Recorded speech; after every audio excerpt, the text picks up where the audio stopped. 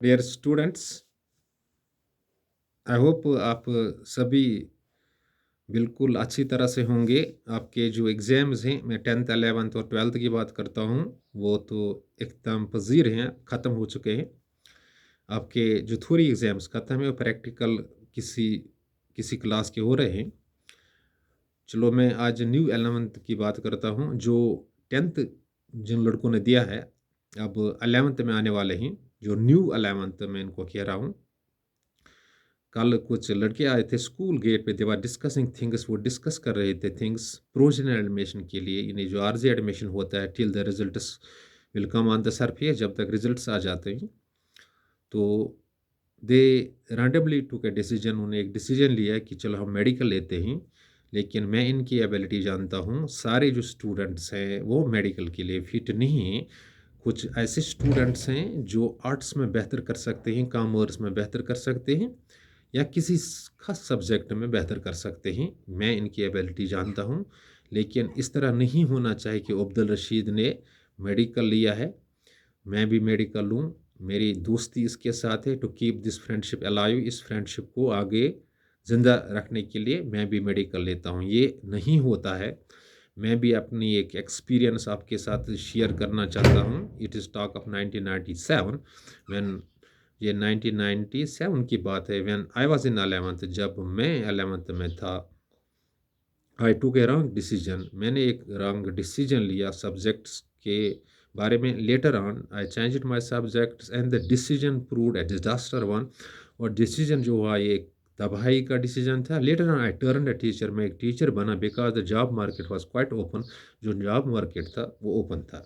तो इस तरह जो जब टीन एज में इंसान होता है, 12 13 14 15 16 18 साल का होता है, तो इस एज में तो कभी-कभी इंसान राइट डिसीजन नहीं लेता है, तो इसकी थिंकिंग जो होती है वो प्रॉपर नहीं होती है, क्योंकि इस एज की वजह से, क्योंकि डिस्टर्बिंग एज होती है, तो ये इस तरह सोचता है जो अब्दुल रशीद ने सब्जेक्ट्स लिए हैं मुझे भी लेने चाहिए, मुझे इसके साथ दोस्ती है, ये दोस्ती को हम आगे बढ़ाएँगे। This is not the case and these are not the fruitful ways, ये तरीके नहीं, अच्छे तरीके नहीं हैं। You must take the wise decision, आपको एक बेहतरीन एक दाना डिसीजन आपको लेना है, that will help you to grow your personality. आपकी पर्सनैलिटी जो ग्रो होनी चाहिए, एकेडमिकली ग्रो होनी चाहिए, तो ये राइट डिसीजन होना चाहिए। तो इसके लिए आपको क्या करना है, अगर आपका भाई घर में है पढ़ा लिखा, या आपका बाप पढ़ा लिखा है, या आपका कोई हमसाया है जो पढ़ा लिखा है, अच्छा खासा पढ़ा लिखा है और इन चीज़ों की एक्सपीरियंस रखता है, तो इनसे आप डिस्कस कीजिए, काउंसलिंग लीजिए, फिर आपने ये सब्जेक्ट्स चूज़ कर लिए। अगर किसी की मैथमेटिक्स में एबिलिटी है, मैथमेटिक्स कर सकता है, इसको मैथमेटिक्स लेना चाहे, क्योंकि ज़रूरत है मैथमेटिक्स की, टीचर्स की भी मैथमेटिक्स की कमी है, तो जो इंजीनियरिंग के लिए मैथमेटिक्स होना चाहे, तो सब जहाँ एवरी फील्ड नीड्स मैथमेटिक्स, हर एक फील्ड मैथमेटिक्स होना चाहिए, तो मैथमेटिक्स टीचर्स की भी या लेक्चरर्स की भी कमी है, तो ये एक फील्ड है जहाँ पे आप बढ़ सकते हो, सब्जेक्ट द कंडीशन आपके पास मैथमेटिकल जो स्किल्स हैं, जो नॉलेज हैं, या जो जो एबिलिटी हो मैथमेटिक्स पढ़ने की हो, वो होनी चाहिए। या अगर कम भी है तो आप इन्हांस करना चाहे, आपको इन्हांस करनी चाहिए। लेकिन पहले आपको सोचना है, जब मुझे मैथमेटिक्स लाना है तो मुझे काफ़ी मेहनत करनी है। इस तरह कुछ लड़के हैं स्कूल में जो जिनके पास एबिलिटी है मेडिकल पढ़ने की, वो पढ़ सकते हैं, आराम से पढ़ सकते हैं। Subject the condition they must put hard efforts, इनको काफ़ी कोशिश करनी है, वो कर सकते हैं। इसी तरह कुछ लड़के आर्ट्स के लिए फिट है। Every subject has scope, subject the condition you must put extra efforts there. हर एक सब्जेक्ट का स्कोप होता है, लेकिन इसके लिए कोशिश होनी चाहिए, आपकी ज़्यादा कोशिश होनी चाहिए, आप कर सकते हो। लेकिन अगर आपके पास एबिलिटी है आर्ट्स पढ़ने की, कॉमर्स पढ़ने की, तो आपको नहीं लेना चाहिए मेडिकल, आपको मशवरा करना चाहिए टीचर्स के साथ, अपने दोस्तों के साथ, जो केयरिंग फ्रेंड्स हैं आपके, जो रिलेटिव्स हैं आपके, जो केयरिंग रिलेटिव्स हैं, इनके साथ मशवरा करना चाहिए, फिर आपको सब्जेक्ट्स लेने चाहिए। क्योंकि आपका जो रैंडम डिसीजन है, ऑल ऑफ सडन आप डिसीजन ले जाते हो कि इशफाक ने ये सब्जेक्ट्स लिए हैं, मैं भी यही लेता हूँ, या वो जो दूसरा मेरा हमसाया है तो उसने इस तरह सब्जेक्ट्स लिए हैं, मैं भी यही सब्जेक्ट्स लूँगा, तो इस तरह ये डिसीजन नहीं होता है। इट में हार्म, ये आपको नुकसान पहुँचा सकते हैं। लिहाजा सब्जेक्ट चूज़ करने में आपको एहतियात से काम लेना चाहिए। तो जब आप राइटली सब्जेक्ट्स चूज़ करोगे तो आपका जो करियर है वो बन पाएगा। मैंने पहले आपसे बात शेयर की कि जब मैं 11th में चढ़ा तो मेरा जो डिसीजन था सब्जेक्ट लेने का, दैट वाज टोटली रॉन्ग, जो बिल्कुल गलत था। Later I I changed my subjects but they the time waits for none even a king, time किसी का इंतज़ार नहीं करता। I turned a teacher, that was by chance I turned.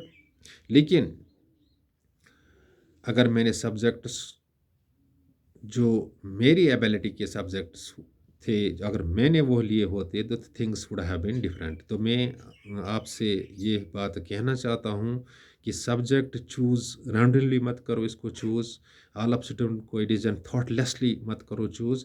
मशवरा कीजिए टीचर्स के साथ और अपने आप से मशवरा कीजिए, जिसमें आपकी एबिलिटी है वो सब्जेक्ट्स आपको लेने चाहिए। और जो जैसे कि अगर आपको आर्ट्स फैकल्टी में है, कुछ सब्जेक्ट ले जहाँ पे आपका इंटरेस्ट ज़्यादा है वही लेना चाहिए। अगर आपका आर्ट्स फैकल्टी में एजुकेशन ठीक है तो वो लेना चाहिए।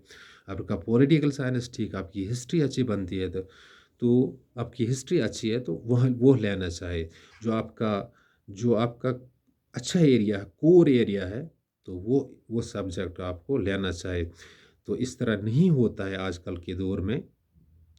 आजकल के दौर में जो टफ कंपटीशन आगे है, जो पब्लिक सेक्टर में भी और गवर्नमेंट सेक्टर में कंपटीशन काफ़ी ज़्यादा है, और only learned persons can find a place. सिर्फ जो काफ़ी लर्नड लड़के होंगे वो जगह पा लेते हैं। लिहाजा सब्जेक्ट चूज़ करने में मैं आपको ये मशवरा देता हूँ, आपको पहले मशवरा करना चाहिए अपने वालदीन के साथ, अपने दोस्तों के साथ, जो आपके केयरिंग फ्रेंड्स होंगे, जो अपने करीबी रिश्तेदार होंगे उनके साथ कीजिए। और फिर सब्जेक्ट चूज़ किए, रैंडमली मत कि आप स्कूल में आ रहे हो, प्रोविजनल एडमिशन दे दो, चलो चलो लिखो ये सब्जेक्ट्स मेरे फॉर्म पे, ऐसा नहीं होता है। This is not way to get in. तो ये तरीका नहीं है अंदर आने का, यानी सब्जेक्ट्स पढ़ने का, यानी एकेडमिक कैरियर स्टार्ट करने का ये तरीका नहीं होता है। आई होप, मुझे उम्मीद है कि आप इन चीज़ों पे अमल करोगे, एक्ट करोगे और सोचोगे, फिर आप अपना डिसीजन सब्जेक्ट्स के बारे में लोगे, क्योंकि ये जो सब्जेक्ट्स हैं ये आपका कैरियर सेट करते हैं। तो यहाँ आपको राइट रहना, you have to take a right decision. Right decision always matters. और दुनिया में सबसे ज़्यादा टफेस्ट काम होता है डिसीजन लेना और राइट डिसीजन लेना। लिहाजा मैं आपसे ये इल्तिजा करता हूँ और इंफॉर्मेशन भी पास ऑन करता हूँ कि आपको सब्जेक्ट जो आपको लेने हैं ये वाइजली चूज़ कीजिए। खुदा न खास्ता कहीं आपने रैंडमली या किसी के कहने पे जो आपकी एबिलिटी में नहीं है सब्जेक्ट्स लिए तो आपका करियर ख़राब हो सकता है। लिहाजा आप पूरी मतलब सोच के साथ, पूरी आप ज़हनत का इस्तेमाल करके ये डिसीजन लीजिए सब्जेक्ट चूज़ करने का। तो इसके बाद आपका करियर इंशाल्लाह ज़बरदस्त होगा, प्रॉमिसिंग होगा, यानी शानदार होगा। Thanks, be blessed.